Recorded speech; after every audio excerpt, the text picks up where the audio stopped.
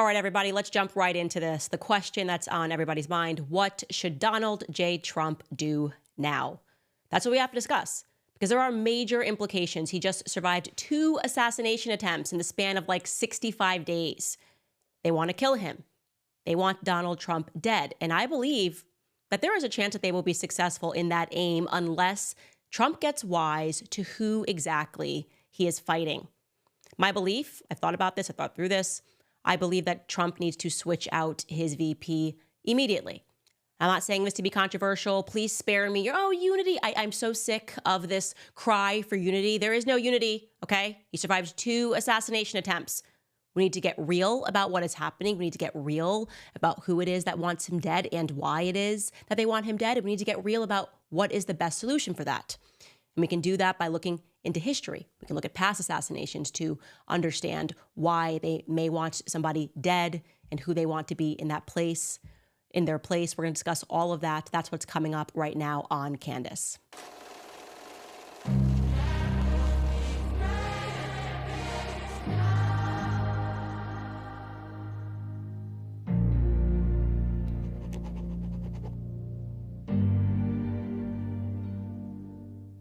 All right, so name that senator. Ready?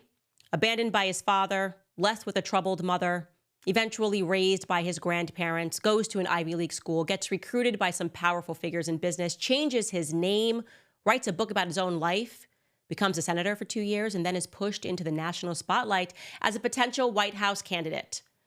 I'm talking about Barack Obama, but it could also be J.D. Vance. That wasn't my joke. Somebody gave that to me.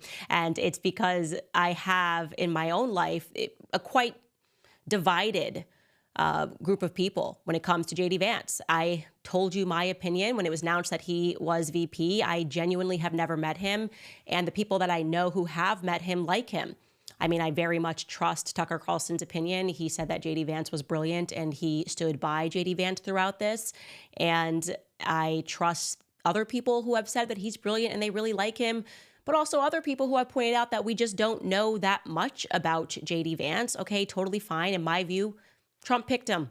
That's it. Got to rally behind him simply because Trump picked him.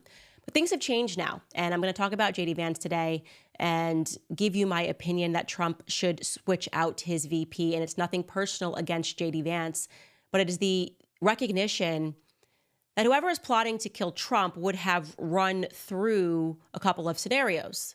What would have happened if Trump got shot and killed yesterday? Well, what would have happened is it would have been such a dramatic event that it would have brought the nation together. Even people that are on the left would have thought this is outrageous. This is not the way that elections should be run. This isn't right. I'm now going to just vote Republican. And who would have become the Republican candidate? Well, I would imagine we would have all been forced to agree that the right person is J.D. Vance, because that's who Trump picked. That is who Trump picked to be his running mate. That's who Trump picked to be his number 2. That's who Trump would have wanted. And then J.D. Vance would have become the president of the United States. Now, I want to be clear. Like I said, if the people that are trying to go after Trump would have been running through this, these would have been the equations that they would have been running through in their head, which means that they were okay with J.D. Vance potentially becoming the president of the United States. And so we need to speak about that. Let's actually look into who J.D. Vance is and why I believe that if Trump is going to spare his own life, he needs to put in a candidate for VP that would render him assassination proof. And I have a couple of ideas about who those candidates should be. Again, nothing personal against J.D. Vance. I've never met him, and I have no personal assessment of him and his character. First, before we get into that, before we get into J.D. Vance, and before I offer you exactly who I think it is that should take his place, let's just briefly recap exactly what did occur yesterday, plus add on all of the new details that have emerged since. So we understand, obviously, that President Trump owns a golf club down in West Palm Beach. He was golfing on Sunday. He was golfing with a billionaire buddy of his named Steve Witkoff. At about the 5th hole, 4 shots rang out. Our understanding is that those shots were fired from the Secret Service, who spotted a man with a gun and a scope that was looking for Donald Trump to come upon in a vulnerable area. Hole 5 apparently is vulnerable. There was a clearing, and this man knew that. We understand from his data that he had been waiting in that area for 12 hours. I find that to be interesting because, like I said, how did he know that Trump was going to be golfing there? He obviously wanted to make sure that he got in at a time when people would not recognize him or would not see him in broad daylight carrying the AK-47 that they later collected. And how did he know that Trump was going to be coming down? How did he know that Trump was not still on the West Coast? His published schedule, we understood that he was on the West Coast doing events. Obviously, he's running. And by the way, he normally, during this time, Trump is very much a snowbird. In the hot months, he is up at Bedminster in New York. And then in the winter, he typically spends all of his time at Mar-a-Lago. So was this guy just lucky, just assumed that he would be there and nowhere else, assumed that he would be golfing on that day? We are still waiting for more details to emerge. But what we do know is that it was really thanks to what most people would consider to be a Karen, somebody who's not minding their own business, good, spots something odd, good, and immediately reports it to the police, who were then able to apprehend the suspect. And I'm just going to jog your memory by allowing the sheriff, Rick Bradshaw, who gave a press conference yesterday, to explain exactly how that went down. Take a listen again. 1:30 this afternoon. Call came out, shots fired. That was called in by the Secret Service. Because we're in constant contact with them all the time, we were notified of that, and we had units here that immediately sealed off the area. Fortunately, we were able to locate a witness that came to us and said, hey, I saw the guy running out of the bushes. He jumped into a black Nissan, and I took a picture of the vehicle and the tag, which was great. So we had that information. Our real-time crime center put it out to the license plate readers. And we were able to get a hit on that vehicle on I-95 as it was headed into Martin County. We got a hold of Martin County Sheriff's Office, alerted them, and they spotted the vehicle and pulled it over and detained the guy. After that, we took the victim, the witness that witnessed the incident, flew him up there, and he identified as the person that he saw running out of the bushes and jumped into the car. Now, in the bushes where this guy was is a AK-47 style rifle with a scope, 2 backpacks which were hung on the fence that had ceramic tile in them, and a GoPro, which he was going to take pictures of. So there you have it. And gratefully, they were able to apprehend Ryan Wesley Routh. I think yesterday I was calling him Ruth. It looks like the correct pronunciation is Routh. He is 58 years old. He's living in Hawaii, and he was driving a car that had some stolen plates. Now, fortunately, because this happened so quickly, and the FBI, I guess, was not able to scrub everything off the internet in time, we got to see what it looks like when America becomes the FBI, when citizens decide to look all over the internet and collect all the data so that we can make assessments ourselves and not listen to the intelligence agencies that we don't trust tell us about who exactly this would-be assassin is. So what we've learned about Ryan Wesley Routh thus far is that he has a criminal record from North Carolina. North Carolina Department of Adult Corrections has records from him going back to 2002. That year, he barricaded himself inside a business with a gun in Greensboro, and that amounted to a felony charge for a weapon of mass destruction. Now, to be clear, a lot of people had questions about that. That can just be an AK-47 that he had on him. Not that that makes the felony charge any better. In 2003, he was sentenced to driving without a license, carrying a concealed weapon, and a hit and run. And in 2010, he was convicted of possessing stolen goods. Now, his LinkedIn shows that he attended North Carolina Agricultural and Technical State University, but then relocated to Hawaii sometime around 2018. His LinkedIn also reveals that he is the owner of Camp Box Honolulu, allegedly a shed building company with very few positive reviews, people saying that the work was really shoddy when they hired him to just install some shelves. And on his since deleted Facebook and X accounts, we come to the conclusion that he has a near obsession with Ukraine. The war in Ukraine, war against Russia, it just became him. It completely consumed him. And like I said, they've deleted these accounts, but not before the internet sleuths were able to grab copies. And here are some of his tweets that were just on X. Directed to Elon Musk, I would like to buy a rocket from you. I wish to load it with a warhead for Putin's Black Sea mansion bunker to end him. Can you give me a price, please? It can be old and used as not returning. To Zelensky, our welfare queen, he wrote, I am an American coming to fight with you in Ukraine. I am flying into Krakow and will take any transport to Kiev to meet you and fight to the death. We must get every civilian in the world to come and join the fight. I will be the example. Attack Moscow now. He then tweeted in February of 2022, hashtag support Ukraine world. Please send every weapon on the planet to the Ukrainian people. We need a gun in every civilian's hand and put every military personnel on paid leave and give them or anyone a ride to the border to fight. I will go and fight and die to kill Putin. End Russia. In February of that same year, he wrote, hashtag world news tonight. Come on, people. We cannot sit and do nothing. I am willing to fight and die for Ukraine. We must all join in a civilian army to aid Ukraine. The media must motivate the entire globe to act. It is criminal not to act. We must all fight aggression now. Kids will die. Then he wrote a tweet and hashtagged it Donbas. I'm coming to Ukraine from Hawaii to fight for your kids and families and democracy. We need to get every single human around the globe to come to Ukraine through a media storm. I will come and die for you, but we need media coverage. Where do I report to fight? I'm willing to fly to Krakow and go to the border of Ukraine to volunteer and fight and die. Will I be able to cross the border to fight without a visa?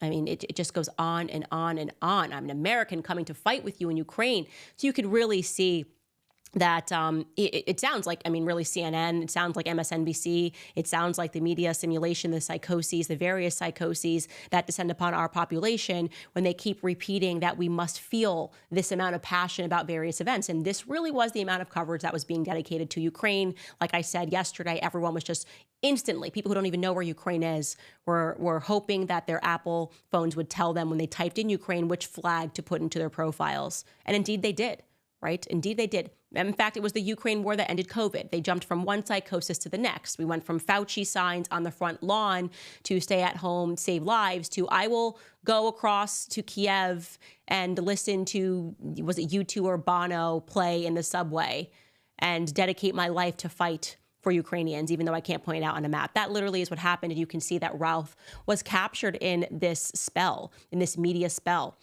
And he did, in fact, go to Kiev. Now, this is where things get interesting because I would not imagine that our State Department would not have been aware that somebody that had his record was going over to Kiev. They would have been monitoring those visits. Obviously, our hands have been involved, and I'm talking about our government hands, money laundering in Ukraine. Ukraine is an incredibly corrupt country. Zelensky is himself corrupt, and they would have been paying attention to exactly who was visiting, obviously. Well, he made it there.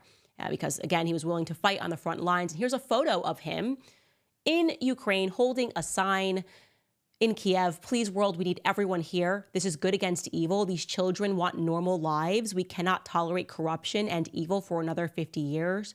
End Russia for our kids.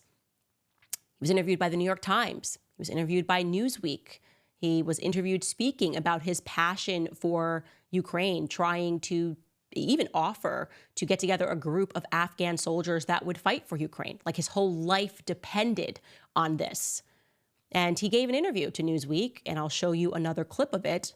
And this is, again, an interview that was given, this one in Romania. Take a listen. If you want to fight, come here and see me, and I'll put you in a unit so you can go fight. But regardless of that, we should have thousands upon thousands of people standing here with the Ukrainians. This Maiden Square, Independence Square, we should have millions of people in this square, filling the square from every country around the world. And why we don't, I don't understand. I'm here every day with all the flags from all the supporting countries, with the memorials for the people that have died. And, you know, I've had several people come, but just a handful, you know. So it blows my mind that I'm standing here alone without thousands of people from every country, from Asia, from Africa, from Australia, from Canada, from everywhere in South America, every place. Europe. Europe, everywhere. We need everybody here. You know, if you have no skills, just come. You know, we need to be cheerleaders.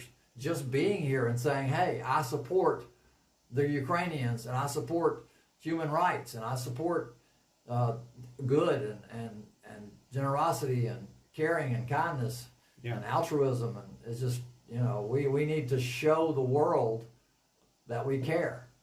And it's essential. You know, if you don't do any work at all, just being here and supporting and showing them that we care for our fellow human beings is the most important thing we can do. Again, we're talking about a near obsession, and there have been people that are wondering, you know, was he on the FBI radar? Was he an FBI asset? Well, here's what I can tell you. Often with these things, to establish a pattern when it comes to our government, the best thing to do is to look into our government history, to really understand how they turn someone into a federal asset. And this is something that I have been remarkably interested in this year. And obviously, I've shared with you about that book, Chaos, and learning about Charles Manson, who was somebody that was in prison, who they then turned into a federal asset. They're all crazy. Okay, they want to find people that have a checkered past because they'll be willing to do things for the government, or they want to find people who are not all there upstairs, and they want to encourage that, right? They want to encourage that insanity.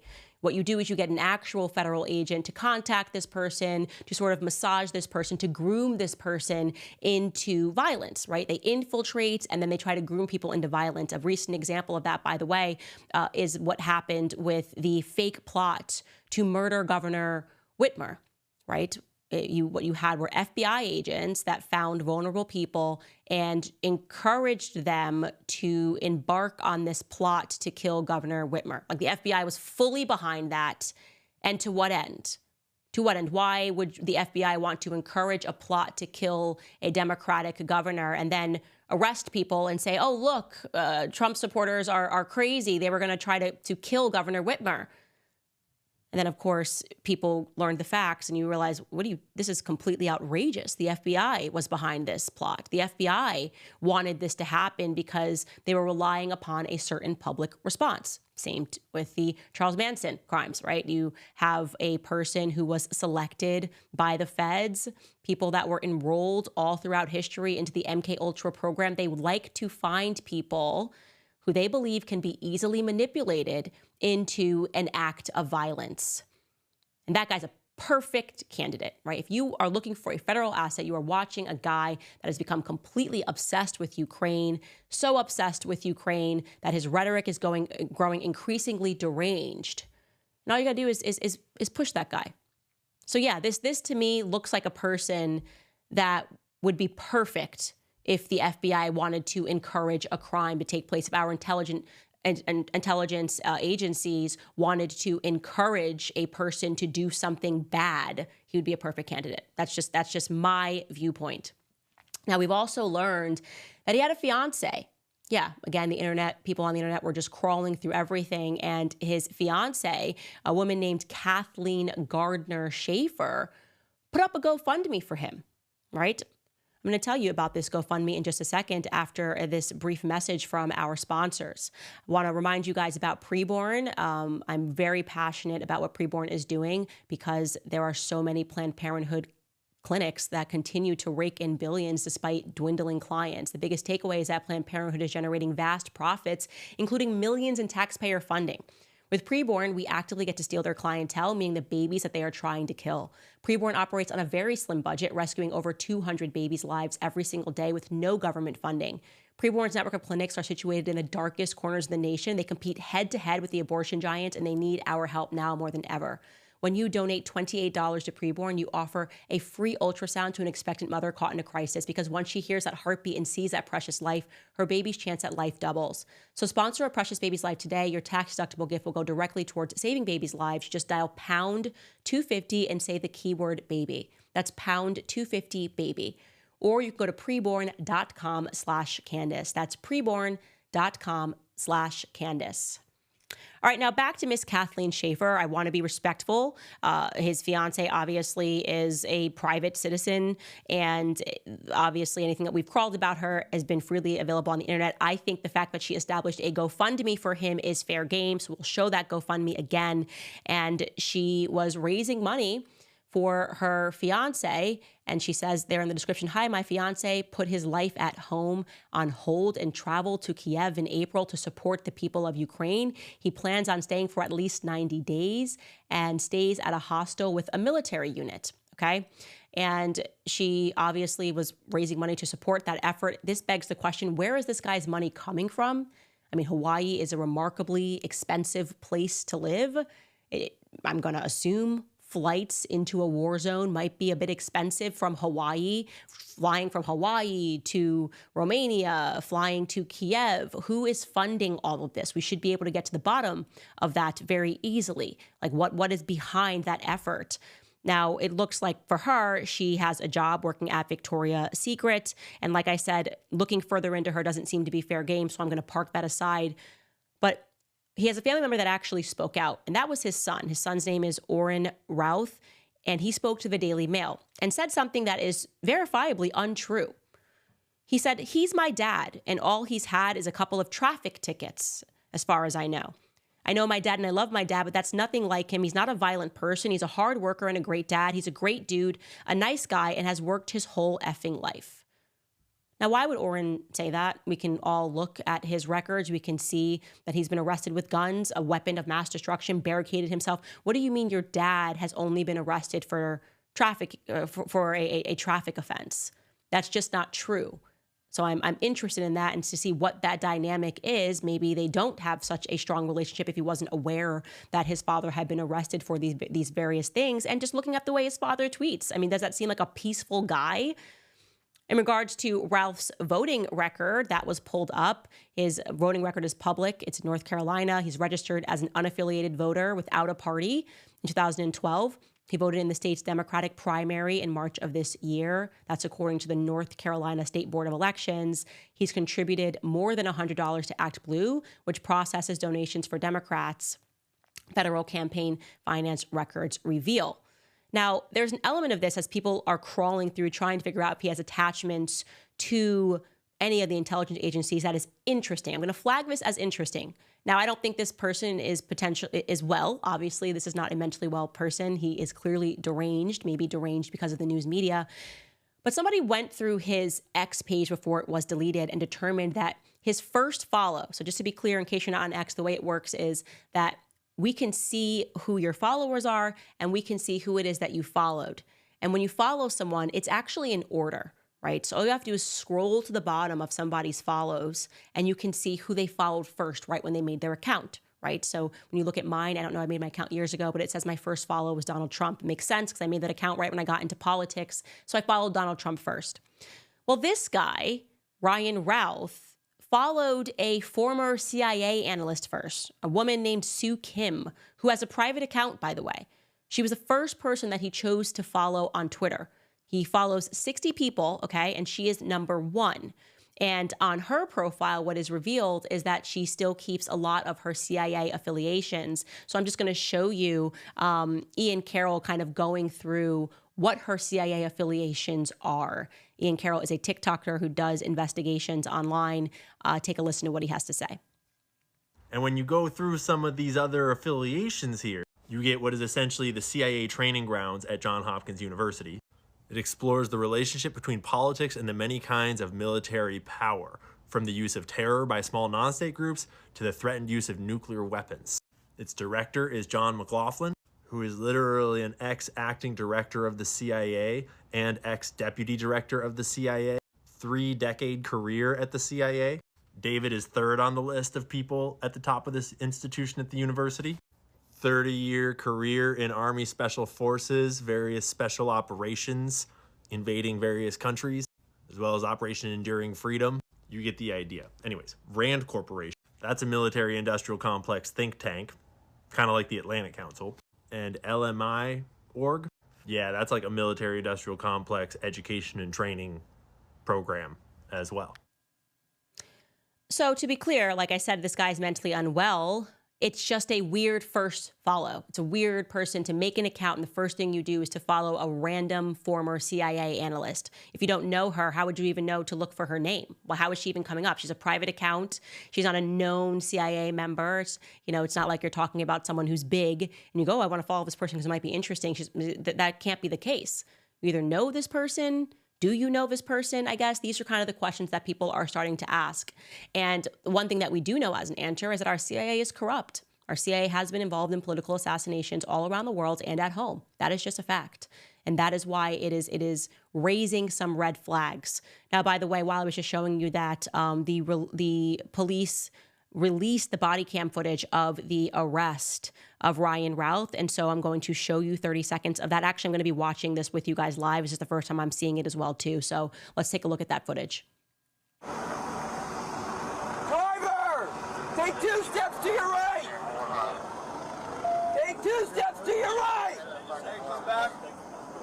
Driver, walk straight back.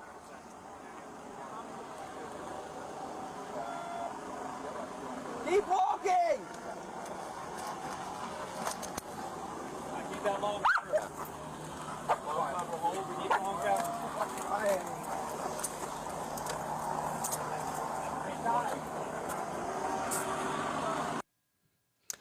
Okay, so you can see that he went, just as they said, it was a peaceful arrest. He obviously understood that he had been caught. He wasn't surprised by this, as was remarked by one of the officers on the scenes, that you have all of these police officers pointing guns at you, screaming at you, and he was totally calm. He knew exactly what he was being arrested for.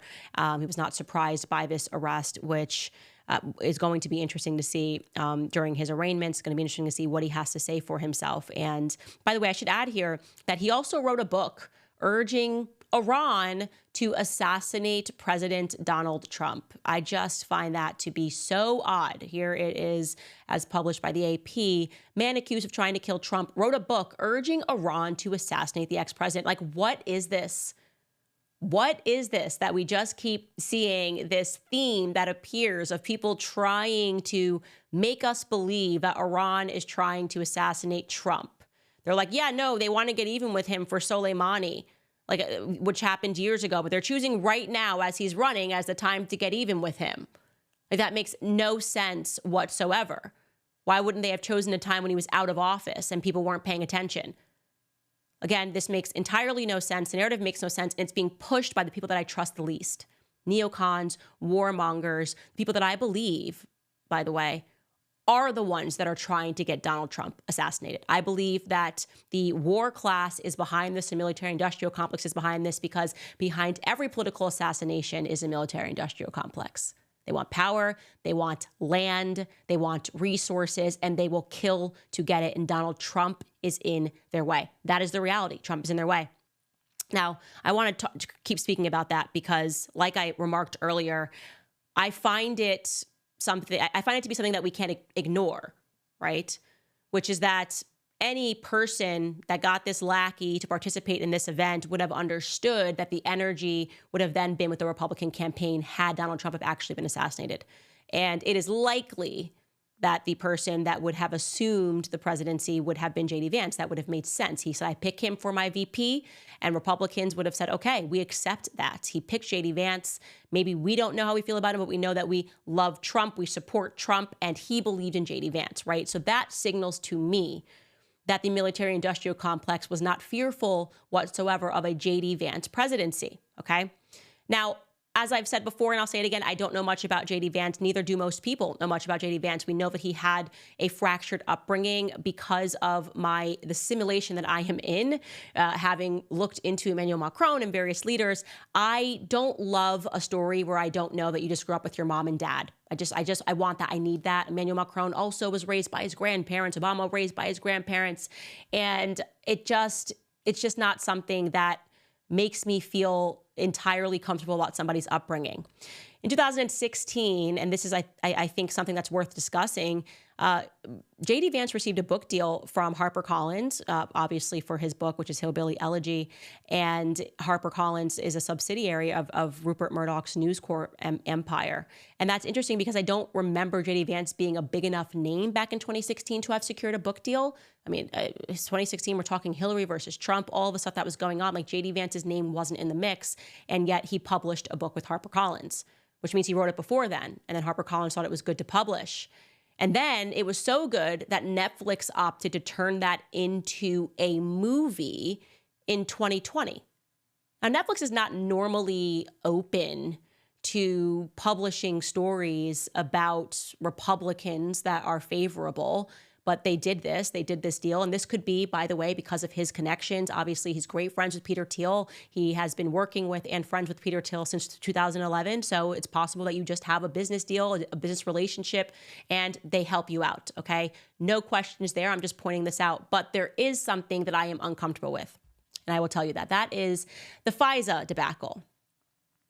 His recent non-vote on the FISA debacle. Now, to remind you guys, just jogging your memory here, you're like, I remember Carter Page. I remember that there was actual spying on the Trump campaign. How did that all come about? Well, that all came about because there is a statute known as the FISA statute, which was enacted in 1978. What it does is it authorizes the FISA court to grant an application for an order approving spying, electronic surveillance, or a search warrant to obtain foreign intelligence information if there is probable cause to believe that the person that you're spying on, okay, is working somehow with a foreign power. So essentially, let me just break that down for you. You say you're the government and you say Candace is working with Vladimir Putin. So you go to the FISA courts and you say, our suspicion is she's working with Vladimir Putin because she doesn't like Zelensky. And will you grant us the ability to unmask her so that we can start spying on her and look at her communications, okay? That's how the process should work. That's how it was supposed to work. But then the Patriot Act, obviously, when we gave up all of our privacy after 9/11, we just weren't thinking. I was too young to think, but the adults in the room weren't the adults in the room. And they were like, please, government, rescue us. Let's give up all of our privacy via the Patriot Act. Well, the Patriot Act then expanded the powers of FISA and allowed what can be described as the two-hop rule, okay? So that means, giving you that same situation, they go to the court to say, I think Candace Owens is working with Vladimir Putin. And not only then does the courts allow them to spy on me, okay, it also then can grant them the ability to spy on people that are two hops from me. So let's say I'm texting my sister, she can get spied on, and then my sister's texting her friend. Two hops. Now, all of us, all of a sudden, because of this new Patriot Act loophole, the government can just start spying on us. And that's exactly, by the way, how the Trump campaign got spied on. Okay, it was a two-hop situation where they're looking into Carter Page, and then they decided that they could then look into Trump's communications, and this is what caused an absolute uproar, as it should have. FISA is a disaster. It's not fair that you can just say, I assume this, and therefore allow me to look into and be able to spy on American citizens. If you're wondering how is that even possible, it's because all of your data is being stored. Every communication that you have is being stored, okay? And it is being stored, but you are masked. You are a masked person, and they can't see whose data it is unless they receive that warrant. So that FISA Act, those FISA portions, were up for renewal this year. And of course, they always give the act a different name so that Americans think it's something good. It was entitled this year, Reforming Intelligence and Securing America Act. And it passed 60-34 in the Senate. J.D. Vance decided to abstain from voting on that. I don't know what his excuse was, but I don't like that. Right? If you're going to be a hardcore America First person, and you have the powers to help us get the government off of our back, you should be, I am hardcore saying that this is unacceptable. Now, who did vote against it, obviously? Thomas Massie. Thomas Massie, you can always rely on him to try to get the government monkey off of our backs. But J.D. Vance abstained, and I think it's interesting that he abstained, because we know that he is great friends with and has been funded by and has been mentored by Peter Thiel, okay? Now, Peter Thiel is, in fact, according to Business Insider, an FBI informant, okay? And that's not shocking given the fact that he works with the government. Again, this is not a shot at Peter Thiel. I'm just giving you guys the facts because it's important in understanding what may have guided J.D. Vance to abstain from this vote. Peter Thiel's a billionaire for a lot of reasons. One of them is Palantir. That's his big company. And his company created AI to crawl through all of our raw data. He's then able to pass that information over to the government when they have their warrants, okay? So Palantir has thus far made $2.3 billion in DoD contracts, okay? Our Defense Department is paying Palantir, has paid Palantir $2.3 billion in contracts since 2008. So that makes up more than half of Palantir's profits. They're getting their profits directly from our Department of Defense, okay? So when I see a vote like that or a non-vote like that, when I see him abstaining, my question is why? Do you think that Peter Thiel would be adverse to war? Could you imagine how much data and how many warrants and trying to be able to spy on American citizens during wartime? I mean, it's a lot of money. War is a driver of profits. That is the reality, okay? And so when I see that, I go, okay, is this an America first person, or do we have a personal relationship that would not make him isolationist? Is this part of the reason why there wouldn't be much fear about a J.D. Vance presidency, because he necessarily maybe isn't against getting involved in wars or wouldn't be vocally against a war because of his contacts? Now, again, I want to be clear. This is not a shot at J.D. Vance or a shot at Peter Thiel. These are just the facts. We have a right to talk about these facts. And there's a couple more things that I want to speak to you about. And I'm going to tell you exactly who it is that I think that Trump should have running with him if he really wants to make himself assassination proof. But first, I want to remind you guys about Nimi Skincare, because you guys always ask me what I'm using on my skin. And I tell you, Nimi Skincare is my favorite skincare brand. They have come to be known rather as America's skincare company because they formulate and manufacture all of their skincare products here in the USA while supporting pro-American causes and organizations, plus supporting the show. Nimi Skincare is a true American luxury skincare brand, but their prices are affordable since they deliver directly to your door and cut out the big box retailer middleman. Nimi has everything you need to build an awesome daily skincare regimen to cleanse, brighten, protect, and help fight the key signs of aging. Another reason that I love Nimi is that they are a Christian-led company that stands firm in their values of faith, family, and freedom. So sign up right now at NimiSkincare.com for a subscription to save 15% on your routine. And you can save an additional 5% if you use code Candace at checkout. Plus, you'll receive a free gift on every third order. If you aren't sure where to start, you can take their skincare quiz to find the perfect routine for your skin type. That's NimiSkincare.com and use promo code Candace at checkout today. All right, guys, we're going to dive right back into this. I'm very interested in seeing your comments about this, but so my mentality here is that whenever there's a political assassination, it is because they want war. They want war. There is the power that they are trying to assume. There are things they want done. No greater example of this than JFK being assassinated, partially for his refusal to accept the CIA's plans when they wanted to stage a false flag attack on American soil in order to get the American public to agree to go to war with Cuba. Again, you can look this up yourself. I'm not making this up. It's Operation Northwoods. So we know that they are salivating for war.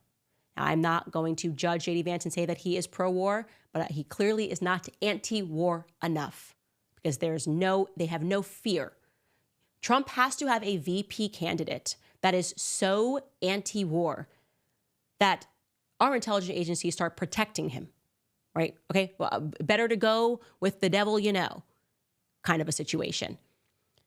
And there's only really, in my viewpoint, one person that would send a chill down their spine when it comes to being anti-war. And that individual is Thomas Massie. Thomas Massie is someone that I hope one day I vote for president. I will crawl over broken glass to vote for this man for president.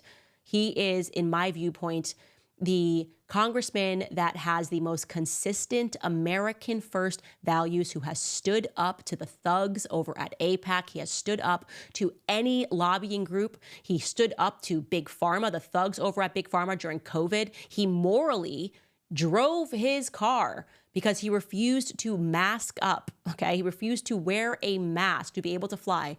So he drove to DC the entire time COVID restrictions were in the air. That is the kind of person who cannot be bought, cannot be paid for, is not going to care about any money. He doesn't want the money. He's happy, okay? He doesn't even, for all I know, want to be anything more than what he already is. But he should be. That's exactly the kind of person that we want to be in office. And let me tell you something right now. If Donald Trump announced that Thomas Massie was his new VP, okay, and if J.D. Vance supported that, and I think that he should, if he is a patriot and he actually cares about this country and he is seeing how dire the situation is, he should support a Thomas Massie VP slot. Because let me tell you, as I said, what would happen? They would go, we got to protect Donald Trump because Thomas Massie is a problem. Thomas Massie, he's not even bending. Trump might give us an inch.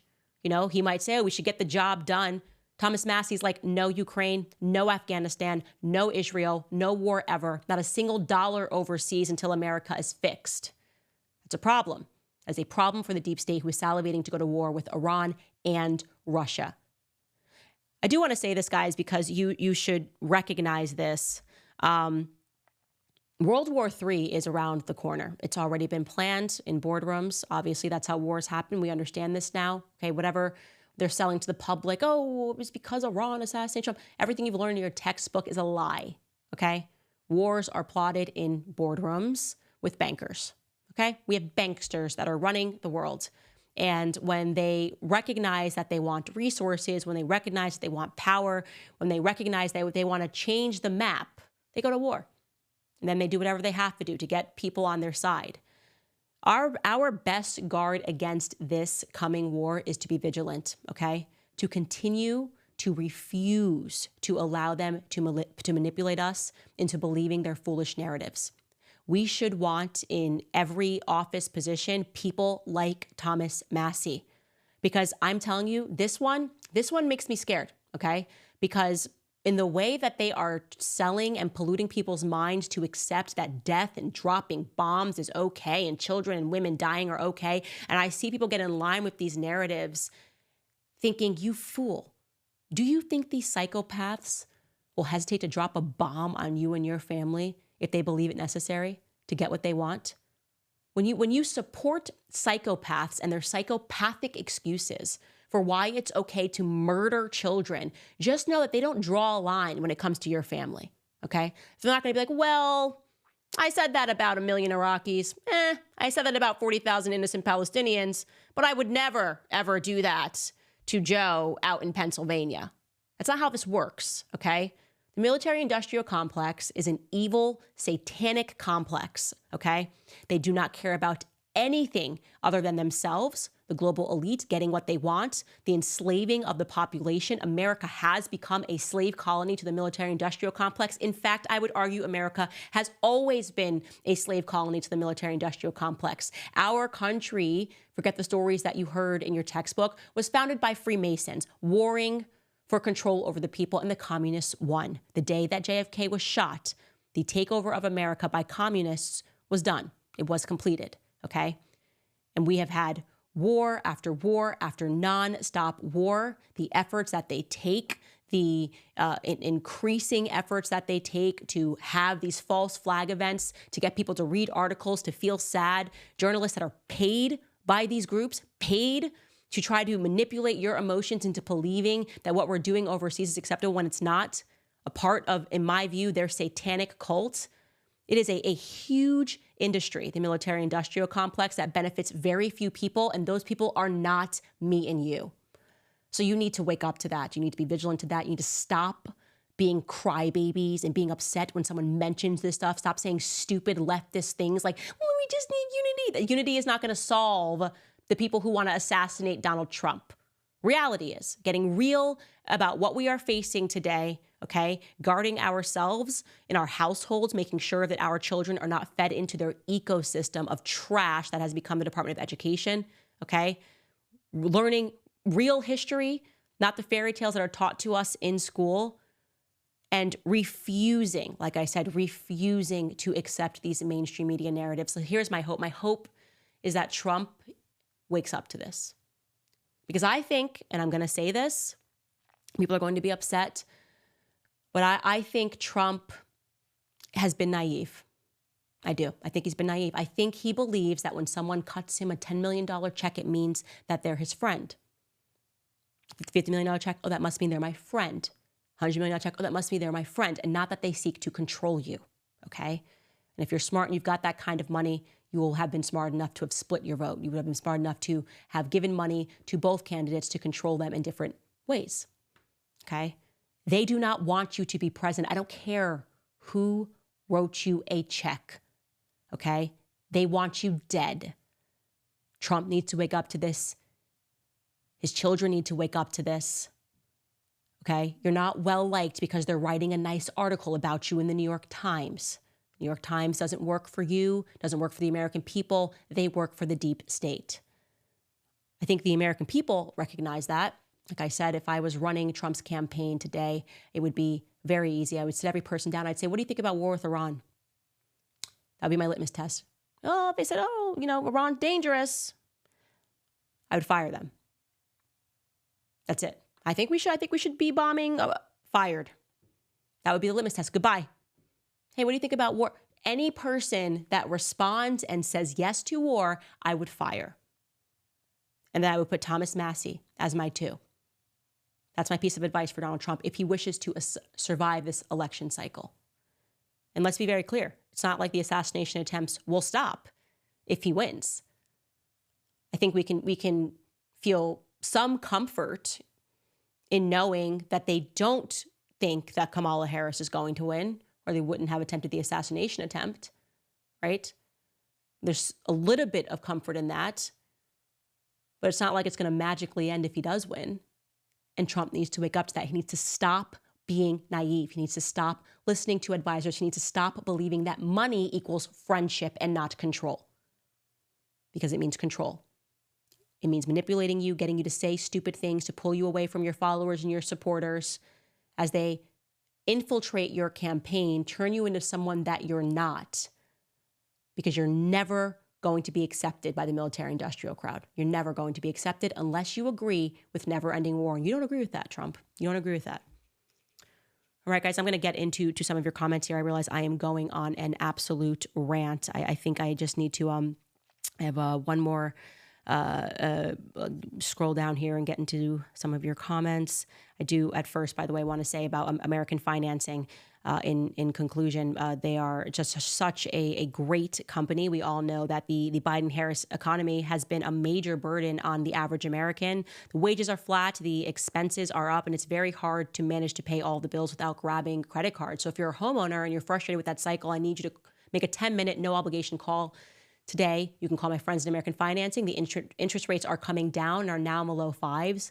If you're constantly carrying a credit card balance each and every month with a rate in the 20s, American Financing can show you how to put your hard-earned equity to work and get you out of debt. Their salary-based mortgage consultants are saving their customers an average of $800 a month. And if you get started today, you may not have to make next month's mortgage payment. So call American Financing today at 800-795-1210. That's 800-795-1210. Or visit AmericanFinancing.net/Owens. That's AmericanFinancing.net/Owens. All right, some of your comments right away. Bebo writes, JD Vance is the new LBJ. His ties to Palantir voting servers in 2020 that was shipped to Ukraine, and his guru Teal is deep state sus. Again, I am definitively not here to present JD Vance as anything other than the facts portray him to be. I am not saying that he is a new LBJ, and I certainly want to be clear that I'm not suggesting that he knew that they were going to attempt to assassinate Trump by any means. But I do not think, given how dire things have become, that he is the correct number 2. You put a Thomas Massie in that seat, and they will guarantee Trump's safety. I promise you that. Ara writes, Candace speaking truth like always. Thank you so much. Natalie writes, my husband and I appreciate you, Candace. Thank you, Natalie. And Triple writes, money is always the root of evil. Christ is king. Yes. And that is why I said, I don't think that Trump has been in his Bible. I don't think he recognizes. I think that there are so many people that believe that when somebody like is funding you with a giant check in politics, it's because they are your friend and not because they understand the rules of the devil, not because they understand that they can get you to abandon your values for the right amount of money. This is an offering that comes to people all across the board, right? Journalists. Why do you think so many of them tell lies every single day? They're getting funded to. They're getting free trips. They're getting scholarships if they hold a certain perspective and write articles in that way. It's very clear that there are these journalists, and this is the way that they think. I can make more money if I just take this perspective.